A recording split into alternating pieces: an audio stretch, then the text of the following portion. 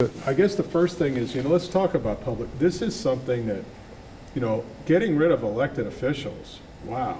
Oh, that when they break the, that is a huge issue. It's public trust, but it's also, there are not a lot of ways to get rid of them, and that's, to really come down, that's where you come in. And Arnold's a good case when someone is very reluctant to say, yeah, I'm done, and it's kind of it's girded to go down in flames.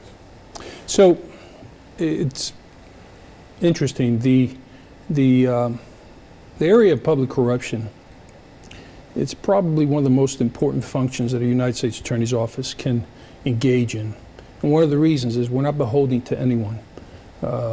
We don't have a boss in the district. We don't account to the governor, the mayor, or anyone else within the district. We pursue the evidence wherever it leads, and that's not a disparaging comment about my state counterparts, but it's a lot easier for us to engage in this type of investigation when in fact the only thing that we're limited by is the evidence. There's no other considerations, and we have tools that allow us to engage in very in-depth investigations, including the grand jury, including the subpoena powers, including search warrants, covert operations, surveillance, electronic surveillance, that allow us to get on the inside of a conspiracy that a public official might be engaged in. So it's very important for the federal government and for the U.S. Attorney's Office to be involved in these investigations. There's nothing that affects a community and the morale of a community more than corruption. And what you see is the victims that are in the wake of public corruptions include individuals who are forced to pay bribes or kickbacks, the public that is now having to flip the bill on inflated costs because money has been diverted to corrupt purposes, and public trust.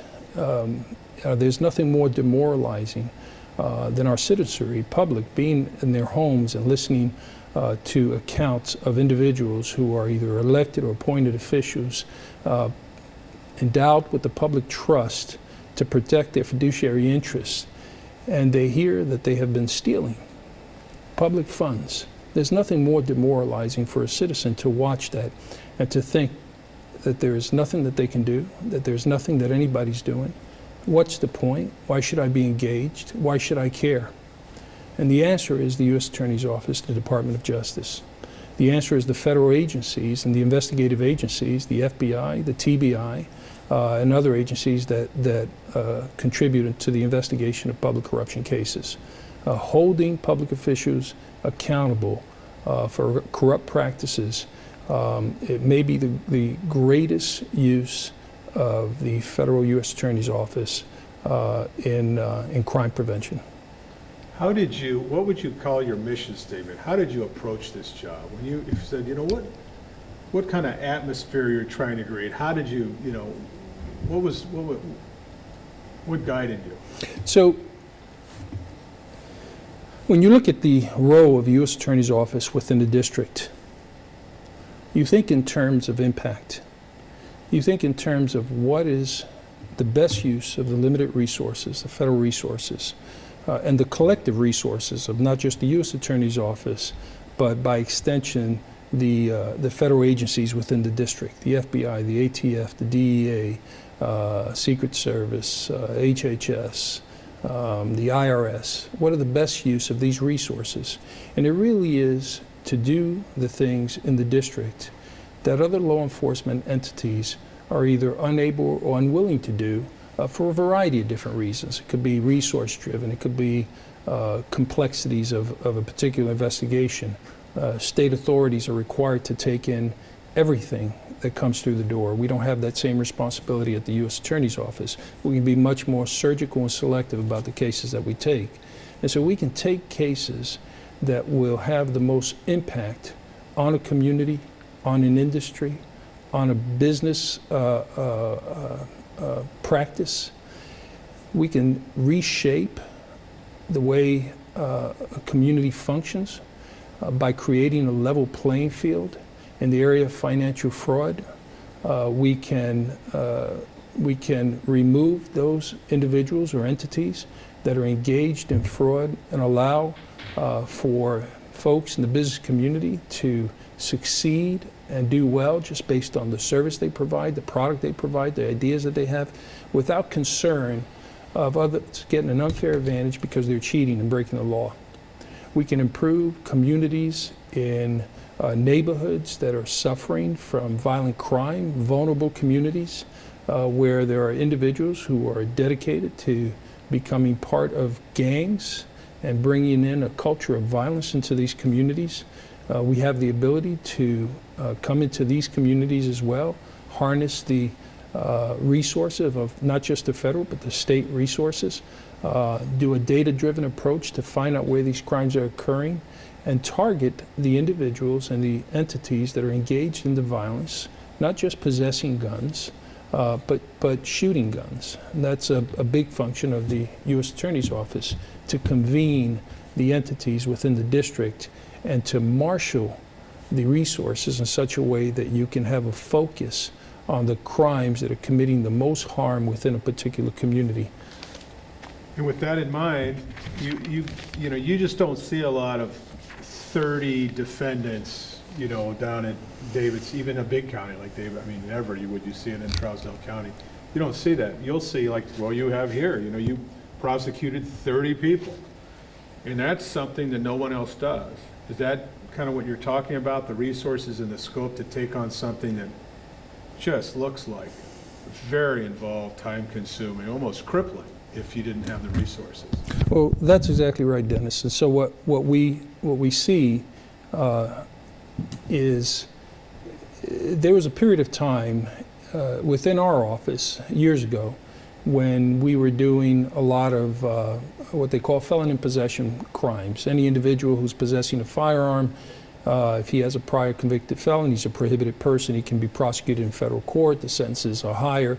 And so it was a way of addressing individuals who should not be in possession of guns, who may or may not be violent with those firearms.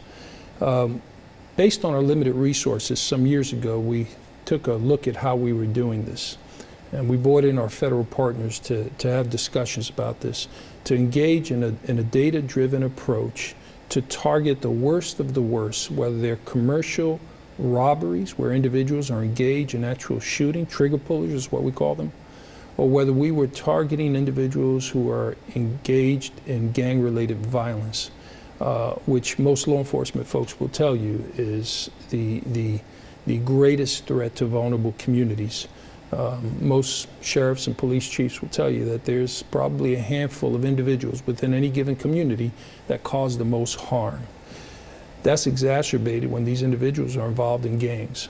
And so what you have is this very dangerous confluence of individuals who are looking to be part of something and a gang culture that embraces that.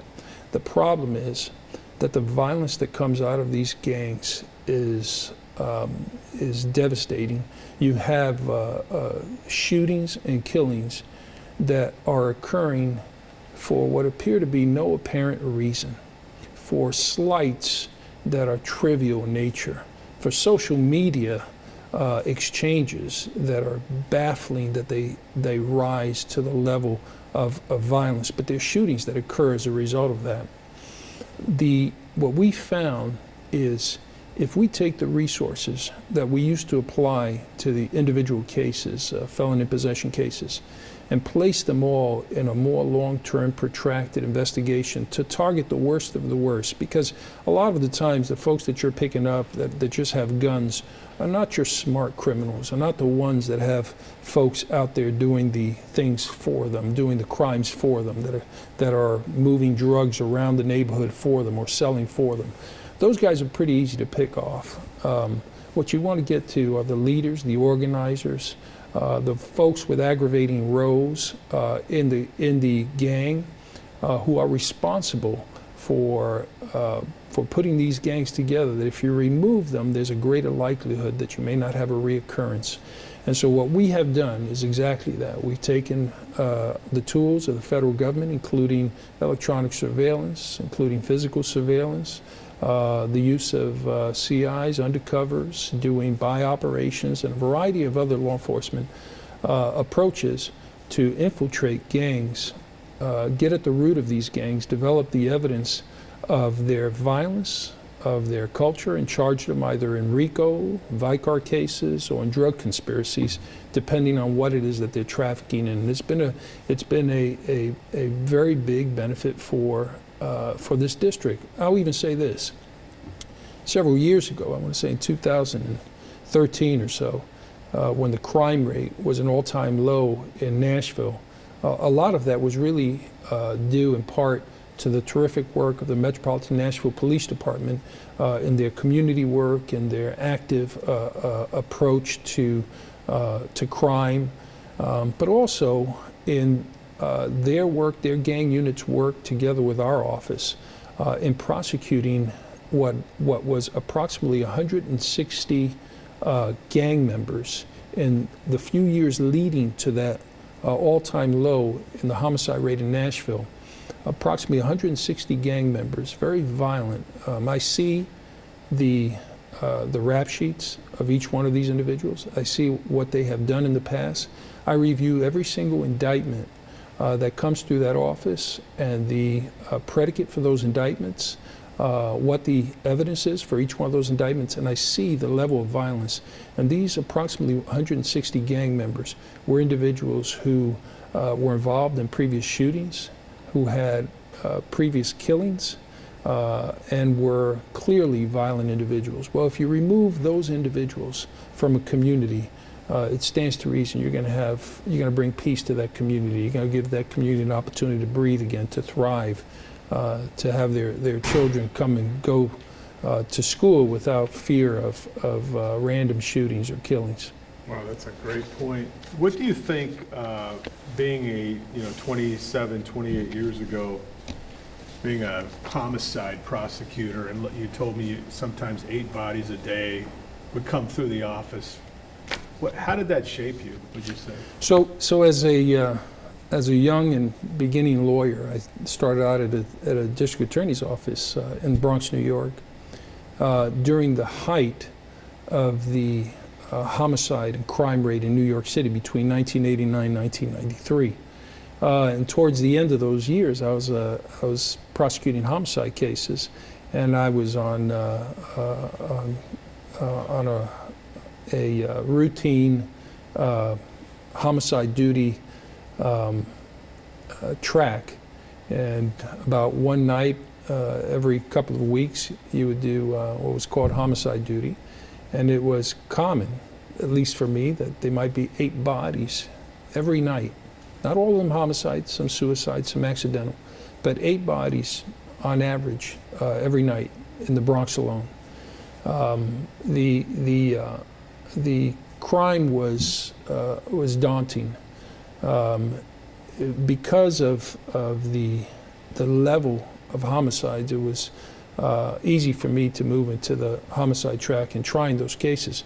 It gave me a real perspective about life and the value of life, and how quickly that can end, and how vulnerable communities can be when violence just lives and preys on that community.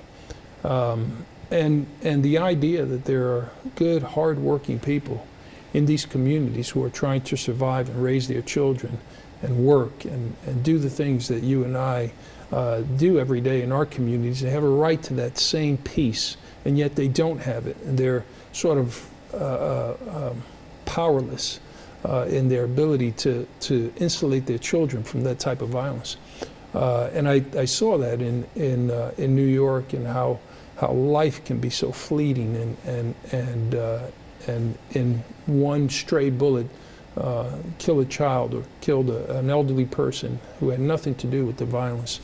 And it does give you a perspective about life and the importance of prosecution, investigation, and arrests, because while you understand that you can't arrest your way out of these problems. There is a very meaningful place for investigations, targeted investigations and prosecutions of the worst to remove them from these communities so that people can have an opportunity to live. Yeah, okay, it's such a dangerous thing to discount a place as a bad area. Oh, that happened over there, and and then people, if you spend time with the people out there, like you said, you learn that they're great people and that they deserve protection. And so many people want to kind of discount that. Did you, I got to ask you, I almost forgot, and we're talking about these other things, just the abrupt nature of all the US attorneys being dismissed on the same day. You said something interesting, that it was abrupt but not a surprise. Yeah, well, look, I think for myself and my colleagues who were holdover United States attorneys from the President Obama's administration, we all knew. We had effective notice on November the 8th, Election Day, that our regardless of what our plans were, that our term would expire at some point, because it is the custom for the entering administration to select the United States Attorney. So it was never a matter of if but when. And many of us make plans at our own pace, at our own time. And so when the news came, it wasn't a complete surprise. Yeah. Did you, as far as free of any, you were talking about from the overview and not being beholden to anyone. What is this? What is the big danger for this district? What bothers you? What would keep you up at night? What is the unfinished business, the issue that's out there? Well, I think look, it's interesting. When the U.S. Attorney, you think in terms of your priorities and the things that you want to accomplish. When you first came in, what you thought about needing to do, and I had the advantage and of having served in this office in 2004. So I knew a little bit about this district. I knew a little bit about the work that was going on, and I knew a lot about the office. So I had certain ideas about where we needed to put our resources, how we needed to shape our practice so we can be most effective and impactful in this district. And so certainly there is unfinished business, investigations I can't talk about that will come to light at some point through prosecutions, and I look forward to that. But cases I could not see through based on my departure from the office. But there are things in this district that need to continue to happen. One of the things that needs to happen is investigative reporting. I think that a society is much better off when when the press is very active and very engaged and unearthing things and speaking to things in a responsible way, well-sourced, but in ways that a district attorney's office or a U.S. attorney's office cannot speak to. We speak based on our indictments, based on our charging. That's how we speak. But the kind of work that investigative reporting can do is crucial for a district. It exposes crime. It exposes corruption. It compels transparency by government officials, by entities, by even prosecuting entities. It speaks to things and creates deterrence as well, and compels good conduct on behalf of our public officials and elected representatives, and those in power. The purpose of the press is to speak truth to power, and I've seen in the last year and a half, 2 years, a very active press here in Nashville and in the Middle District. It's been very welcoming from my point of view. I'd like to see more watchdog groups that would look at organizations and entities and spend some time trying to find out what's going on in these places. I think crime occurs and corruption festers when there's no light that's shining on these entities, what we see typically is the U.S. Attorney's Office, Department of Justice, will engage in a public corruption investigation, a very public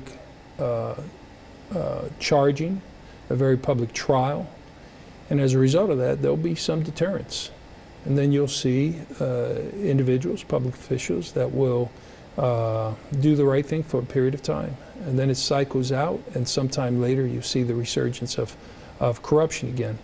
It's unfortunate that that's the case, and let me be clear about one thing. As in any other profession, most of our public and elected officials are good and honorable people, most of whom can be doing other things and be paid much more handsomely for the work that they do, but they choose to be public servants and engage in public service on behalf of the people in their districts, in their communities, in their country. So this isn't disparaging about all public officials. But it is healthy to have a press corps that is engaged, that is active, and that is reporting on investigative cases and speaking about things that other entities such as a prosecutor's office cannot speak to. So I'm hopeful that we'll see more of that. And I know that budgets are such that makes that difficult. I'm hoping that's not something that is cut. I am always concerned about resources. Our district and our office has been undermanned. It's been undermanned for a long period of time. We operate probably with 10 fewer assistant United States attorneys than what we should have. And to give you an example, an assistant U.S. attorney can carry a caseload of between 40 and sometimes 60, 70 cases, depending on the type of cases that they're prosecuting. That's a lot of good for a district. And when your resources are depleted, you have to pick and choose what it is that you do. And you take some cases at the expense of being able to take others. So one thing that I expect that our office will do is continue in some of the priorities that we've laid out, putting public corruption at the forefront, putting violent gangs on the forefront, and financial fraud on the forefront as well. This is a district that is booming in industry. From my office, I look out the window and I see about 13 cranes, and I'm only looking at about 2/3 of the city. I think that with industry, unfortunately, comes fraud. Nashville, in the Middle District, is not immune to this. One of the big industries that we're fortunate to have here is the healthcare industry. In our office, we've placed a premium on the investigation and prosecution of healthcare fraud cases because of the devastating effect that they can have, not only on the industry itself, not only on insurers, not only on medical providers, but especially on people, on individuals, on beneficiaries, on individuals who are sick. We have really ramped up our healthcare enforcement practice, not only on the criminal side, but on the civil side, through the use of the False Claims Act, which is a tool that Congress has provided some time ago that allows for civil enforcement actions against companies and individuals and corporations who are engaged in defrauding the government from public funds, Medicaid, Medicare, TRICARE, but also Department of Defense funds, contracted funds, procurement funds. And with this particular tool, we have developed in our office an ACE unit, Affirmative Civil Enforcement Unit. This unit is dedicated to civil enforcement of the False Claims Act. And it seeks to target those entities who are stealing from the government in ways where it may not be a criminal violation, but it may be reckless or a willful disregard of accuracy and truth in their business dealings with the government. And it allows for the government to file a lawsuit against these entities and these corporations that can recover treble damages. That's 3 times the amount of the fraud, plus damages, civil damages, that far exceed that as well. There's also a provision that's unique to all areas of the law, this whistleblower provision. And it's the ability of a whistleblower within a corporation or who has special access to information to file a lawsuit on behalf of the government without having standing, not someone who was personally affected, which is typically a requirement for filing lawsuits, but the ability to file a lawsuit on behalf of the government, and it compels the government under this Ketan provision to investigate the case and make a decision about intervening and taking over that investigation and that lawsuit if the government deems the allegations to be meritorious. And so we have, in the last several years, increased the resources that we have had towards affirmative civil enforcement. The beauty of the whistleblower provision is also that they can recover, if the government wins, they can recover between 15 and 30% of the recovery. And to give you an example, we had a case recently in this district against a management company of acute care hospitals throughout the country, and a settlement of $98 million. So when you consider somewhere between 15 and 30% of that recovery going to that whistleblower, it is an extreme incentive for whistleblowers to come forward. And that's intended to be that way. It's intended to help the government to root out the type of fraud that may be going on in corporations in ways that they don't have access to. And so we brought in, I hired attorneys who are very good at this, who are very good at unwinding corporate schemes, especially in the healthcare industry. That's very complex when you consider all the rules for compound pharmacies, for a variety of other disciplines within the healthcare industry.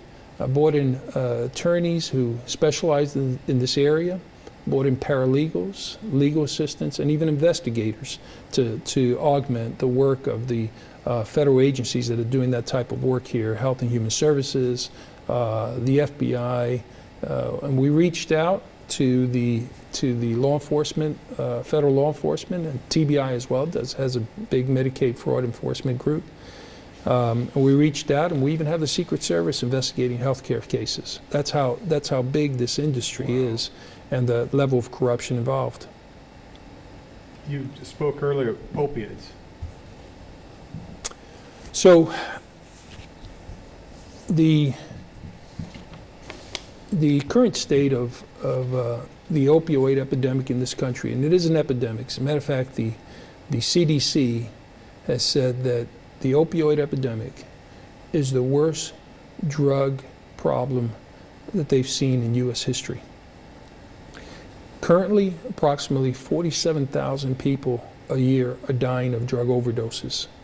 Of that amount, about 28,000 are opioid related. Of that 28,000, about 19,000 are prescription opioids, and the other approximately 9,000 are heroin. That's about 78 people a day that are dying of drug overdoses due to opioid abuse, which comes down to about 20 people, or one person every 20 minutes. So it's significant. And the news doesn't get better for Tennessee.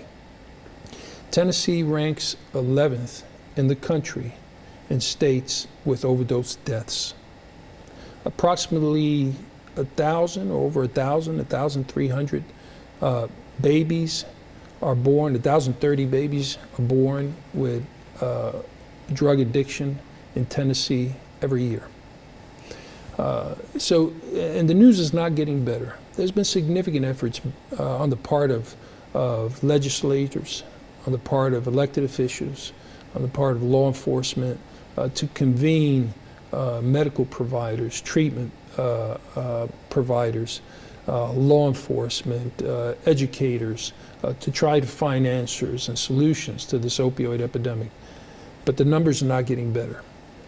In our office, we have gone from prosecutions of cocaine and meth and in some cases large quantities and importing of marijuana to doing the majority of our drug work in opioid-related drug trafficking. Some time ago, about 3 years ago, one of the bigger cases that we did in our office was about a 20-defendant case, the US v. Sunny Syed case, in a drug case involving cocaine and heroin that the district court judge said was the biggest drug conspiracy he'd ever seen. One of the members of the Mexican Sinaloa cartel, high-ranking member, was one of our defendants that we were able to capture and prosecute in our district. And the sentences were extreme, up to life in prison. That was the old model. What we've seen now has been a series of opioid trafficking cases of defendants between 10 and 20 at a time for what they call diverted drugs. The idea that there's such a proliferation of legally prescribed medications, opioids, Percocet, hydrocodone, in our communities. America has 5%, less than 5% of the total world's population, and yet we consume 99% of all hydrocodone and 80% of OxyContin. Given those numbers, it's been said that with all of the legally prescribed drugs that are in our communities throughout the country, it's enough to give one adult citizen a bottle of opioids, OxyContin, hydrocodone, for every American citizen. That's how much we have out there. So conspiracies have been built around diverted drugs. It's the idea of paying usually individuals who have drug problems to go out and find these drugs through legal means, through pill mills, through cabinets in the grandmother's home, and bring them all in and collect them back, and then redistribute them illegally. Pills, if you can imagine, you can see the profit margin. A pill bottle can yield about $2,000 in profits at about $50 a pill. And so what we've seen now, Dennis, and the biggest danger that we're experiencing now are deaths due to opioid abuse. And one of the reasons is the introduction of the fentanyl drug. And fentanyl is a drug that is mostly manufactured and is imported into the U.S. from China, a lot of it illegally. And its real purpose, or the origin of its purpose, was as a big animal tranquilizer. But it has the same rush effect and addictive quality of opioids. And so what folks have been doing, what folks that are distributing drugs and looking to make a profit, they're able to get fentanyl for such a lower price that they are creating and pressing manufactured counterfeit Percocets, pills, that they're pressing fentanyl into these pills. And as a result, we're seeing a high volume of deaths as a result. An example, in October of last year, Murfreesboro Police Department a sheriff's office responded to 23 overdoses within a 24-hour period in Murfreesboro, same area. We took that investigation on. 2 of those resulted in death. We took that investigation on. We charged and indicted now approximately 8 people. And as a result, for 6 months following that period of time, there were no overdoses in Murfreesboro. That's the effect of federal prosecution on a community, to be able to grab and arrest. The penalties are such in federal law that if you cause death as a result of the distribution of drugs, you can face a minimum mandatory of 20 years, up to life. And a district court judge cannot lower that sentence beyond that 20-year minimum mandatory. So the penalties are very severe, and they should be, because they are the devastation that they're causing our communities. So we're seeing this movement now that I don't see really light at the end of the tunnel. I think the problem is not law enforcement. Look, I always say that we can't arrest our way out of this problem, but we also can't treat our way out of this problem. And the reason is, you have individuals who go through treatment, they go through rehabilitation, they're able to kick this drug in a way where they are managing it, and then they come back out to a community that is littered in this same drug. And if law enforcement can't do something to diminish the amount of drugs that are in this community and to arrest and hold accountable those individuals that are pushing and manufacturing this substance, they face the same problem. But the answer is going to have to be within the medical community, within the pharmaceuticals. It's a very small percentage of the drug problem that we're seeing that is due to illegal distribution. Very small percentage. Most of it is getting into the ether, is getting into the communities by legal distribution, by prescription drugs, being prescribed by mostly well-intended physicians who believe they're doing the right thing and trying to address the pain of individuals.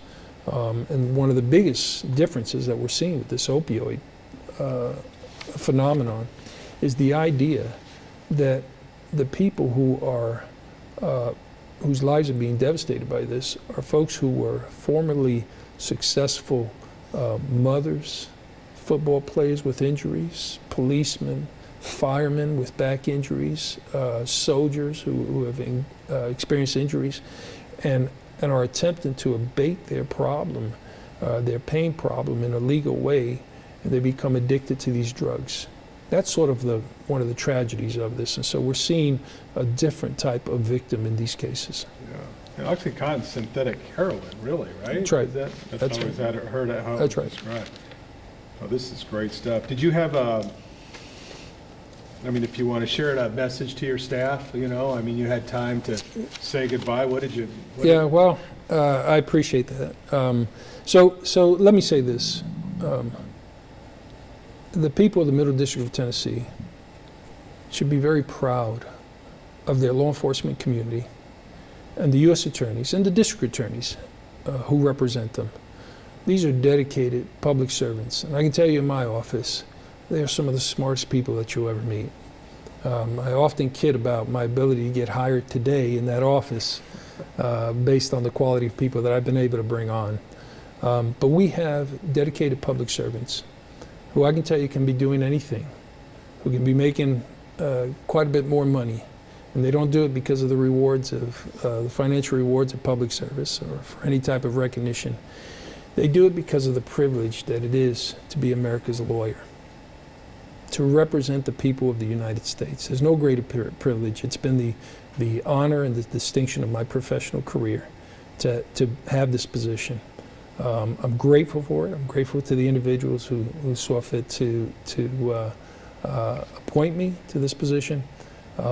And I am grateful to have been able to serve shoulder to shoulder with some of the best attorneys and some of the best people, quite frankly, that you can ask for in a U.S. Attorney's office. And I would also extend that to the law enforcement community in this district.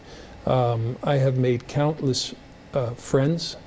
I have made countless partners in our struggle to make the Middle District a better place to raise our children. We have come together. We have shared our resources without regard to credit, without regard to any type of accolades. It's been a synergism with our state and local law enforcement who work terrifically together in this district. And the people of the Middle District should be very proud and encouraged by what we have here. And I don't see a reason why that will change. I've been here 25 years, and I know it's technically a political appointment, but I've never sensed politics in the office itself, just this thirst for justice and a lot of really dedicated people. It's strange, like on the outside, realizing that it's something else, Yeah, so it is an anomaly. It is interesting that the position is a political appointment. and yet your responsibility is to be apolitical once you serve. I sort of kid sometimes within my office that I'm not sure that anybody would know, except for who appointed me, what my politics might be. And that's the way it should be. And I'll tell you, even within the office, you wouldn't know, because our responsibilities are too great. When we are investigating and prosecuting individuals, especially folks that might be in political office, there should be no question about the motives of the prosecutors, about the motives of the U.S. Attorney in seeking that prosecution. And I can say clearly that that's been my experience in the case of the U.S. Attorney's Office. Wonderful. That's all I have. Is there anything